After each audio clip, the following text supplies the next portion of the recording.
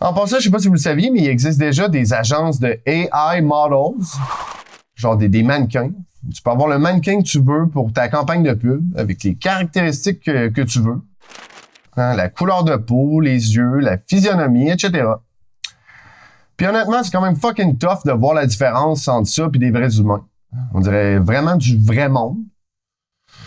Puis ça, c'est rien qu'un exemple de service/produit d'intelligence artificielle qu'on commence à voir arriver.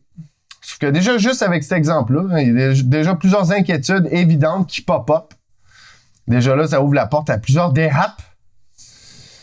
Comme par exemple, je veux dire qu'on en vienne à utiliser des fakes à d'autres fins que du marketing ou de la promotion, si c'est pas déjà le cas. Hein? Pour faire de la politique, par exemple, ou pour tromper ou jouer avec l'opinion publique. C'est des genres de scénarios dystopiques de même. Là. C'est qu'on en vienne à plus être capable de savoir qui est vrai et qui l'est pas sur Internet ou à TV. Il y a des élections qui s'en viennent dans pas long aux États-Unis. Hein. Je veux dire, si on pensait que les dernières, celles de 2020, étaient compliquées avec Big Tech qui a interféré dans tout le processus électoral, et etc. On n'avait rien vu. Si l'IA s'en mêle avec les deepfakes, là, ça va devenir bizarre. Hein? Shit's gonna get weird and bad. Real bad.